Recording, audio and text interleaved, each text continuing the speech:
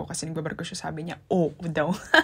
Tapos nagulat ako kay mama dahil yung mga pinili kong libro, ay naku, sinama sa bilihin ma, thank you so much. At ito rin guys, naku, ang daming free things ito, mahilig tayo dyan. At guys, ito rin talaga yung nagustuhan ko sa barko na to. Naku, ang sarap magkape habang nakatingin ka dyan sa view natin.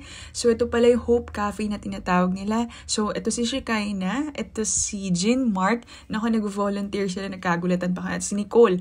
After 1 year, diba, nakita kami. At ito pala yung menu nila, guys. Tikman na namin yung pagkain nila. Grabe, masasabi ko, not a bad price for its quality. Kalidad talaga masasabi, guys. At guys, grabe, isa lang masasabi ko, sulit na sulit talaga ang pagpunta namin. Kasi naman talaga, guys, 50 pesos lang binayad namin. At maganda dito, guys, under 12 years old free pa at over 60 years old free rin. Kaya guys, ano pang hinihintay nyo? Punta na. Then, napupunta sila into different location dito sa Pilipinas. Kaya, for more information, check their social media pages. So, yun lang guys. Thank you so much.